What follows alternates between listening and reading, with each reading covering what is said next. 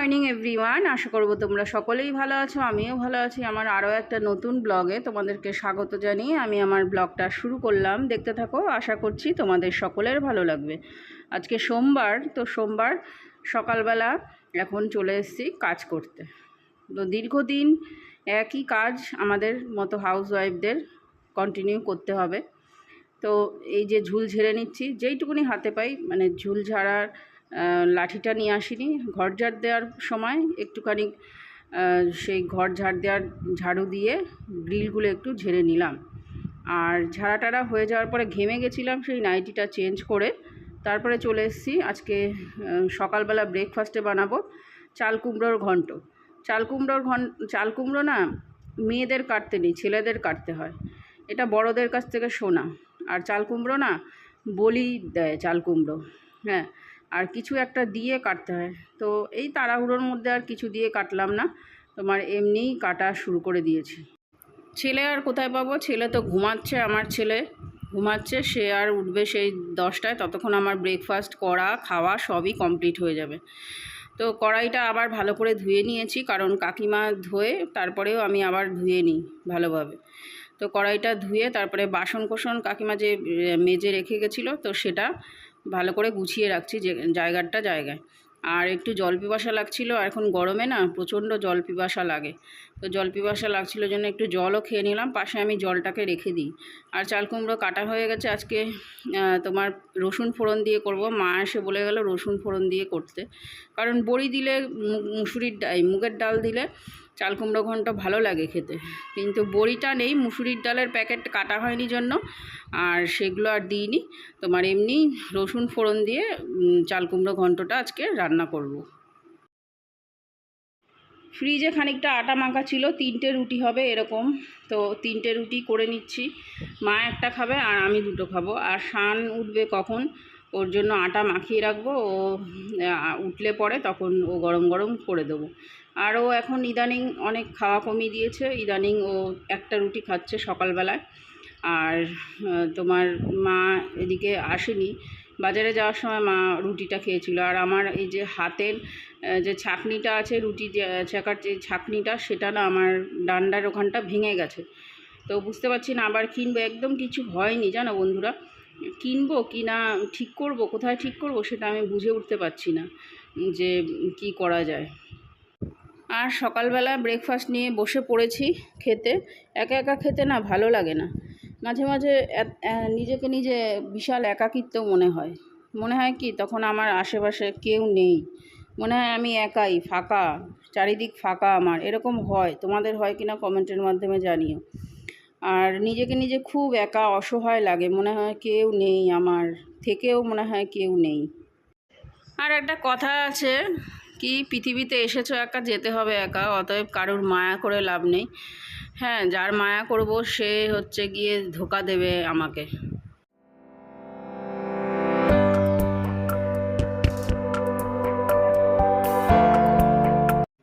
দিনের বেলা নোংরাটা বোঝা যায় না, ঝুলটা যেই রাত হবে তোমার আলো পড়বে তখনই হচ্ছে নোংরাটা বোঝা যায়। তাছাড়া তোমার দিনের বেলা নোংরা বোঝাই যাবে, নোংরা বলতে ঝুলটা বোঝাই যাবে না। তো এই যে ঝুলগুলো ভালো করে ঝেড়ে নিচ্ছি, আজকে সোমবার তার জন্য ভালো করে ঝুলগুলো ঝেড়ে নিচ্ছি। আর সচরাচর খুব একটা সিঁড়ির এখানে ঝাড়াটাড়া হয় না। আজকে বানাবো হচ্ছে তোমার চিলি পনির। তো কর্নফ্লেক্স দিয়ে নিলাম, একটু সামান্য লবণ দিয়েছি, অল্প একটু হলুদ দিয়েছি, আর এখানে লঙ্কার গুঁড়ো দিয়েছি, দিয়ে ভালো করে মাখালাম। তারপরে মাখিয়ে দেখলাম কি তোমার ওটা হচ্ছে না ভালো করে ব্যাটারটা।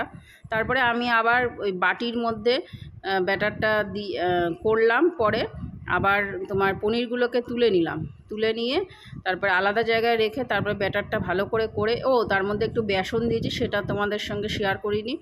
তো বেসনটা দেওয়ার পরে একটু ঘন থিকনেসটা এসছে।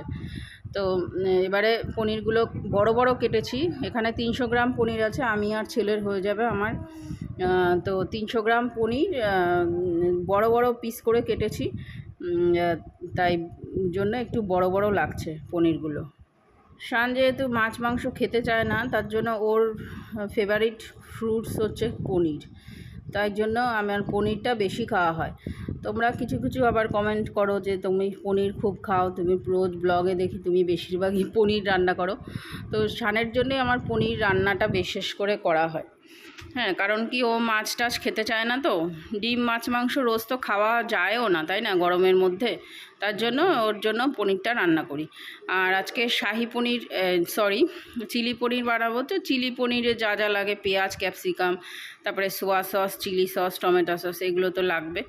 তো সব কিছু দিয়ে পেঁয়াজ টেয়াজ দিয়ে ক্যাপসিকাম দিয়ে ভেজে নিলাম। আর তোমার মশলা হিসাবে নিয়েছি এখানে রসুন আর আদা বাটা, আর টমেটো আছে এর মধ্যে, টমেটো পেস্ট করে নিয়েছি। অল্প একটু রসুন আর আদা তো তোমার মিক্সিতে পেস্ট হবে না, ওর জন্য এটাকে পেস্ট করে নিয়েছি টমেটো দিয়ে। আর এদিকে এই যে তিনটে সসের তোমার এই যে অনেকটা নিয়েছি, কারণ থিকনেসটা আসবে, শুধু তো তোমার পেঁয়াজ আর ক্যাপসিকামে আসবে না, তার জন্য এটাকে দিয়ে ভালো করে মাখিয়ে নেব। এবারে দেখো আমার ঝোল দিয়ে দিয়েছি, তোমার ঝোলটা এবারে ফুটবে, তারপরে দিয়ে দেব তোমার ওই পনির পকোড়াগুলো দিয়ে, তারপরে বেশি পকোড়া দেব না, অল্প পকোড়াই দেব।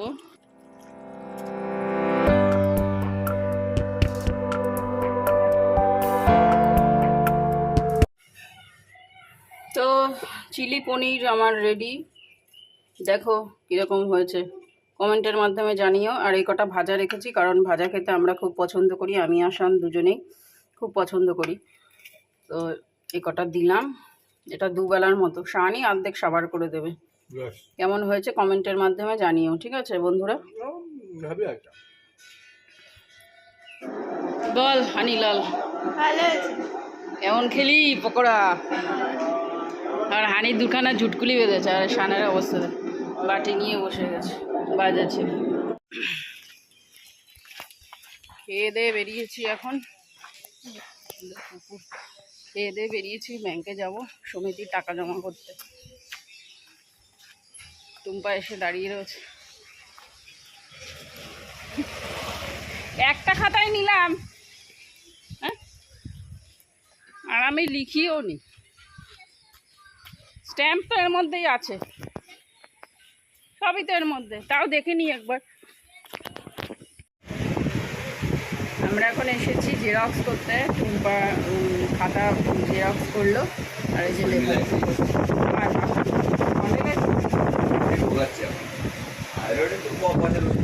হ্যাঁ থাইল্যান্ডের ওষুধের দাম এখন চেক লিখছি। এখন বেজে গেছে 4টে, এখন হচ্ছে তোমার আসলাম ব্যাংকের থেকে। তো আমাদের বেশি কাজ করতে হয়, কারণ কি আমরা একটু পদস্থ আছি, তার জন্য। তো সামনের মাসে আমরা যাবো না ব্যাংকে, আমি আর টুম্পা কেউই যাব না, অন্য কাউকে পাঠাতে হবে, কারণ প্রত্যেক মাসে যাওয়া হয়ে যাচ্ছে। তো প্রত্যেক মাসে যাওয়া মানে খুব একটা ডিফিকাল্ট ব্যাপার, রোদের মধ্যে না, গরমের মধ্যে ইচ্ছা করে না যেতে দুপুরবেলা। সন্ধ্যা টন্ধা দিয়ে কাকিদের বাড়ি চলে এসেছি। এখন কাকি চাউমিন বানাচ্ছে, তাই ফোন করেছিল কাকি যে চাউমিন খেয়ে যাই। চাউমিনটা আমি কাকিকে দিয়ে এসেছিলাম একদিন, তো আজ বানাবো কাল বানাবো এই করে করে আর চাউমিনটা বানানো হচ্ছে না। তো কাকিমা বলল যে আজকে তো রবিবার আছে, আজকে সোমবার আছে, তুই এসে খেয়ে যা। তো তার জন্য তোমার গেলাম আজকে কাকিমাদের বাড়ি। তো কাকিমাদের বাড়ি গিয়ে বেশ ভালোই মজা করে চাউমিনটা খেলাম। আর চাউমিনটা কাকিমা হেভি সুন্দর বানিয়েছে, শানের জন্য এক টিফিন বক্স পাঠিয়ে দিয়েছিল। তো 3টে আমি আর ওই কাকি আর মৌসুমি কাকি 3জন খেতে বসেছি।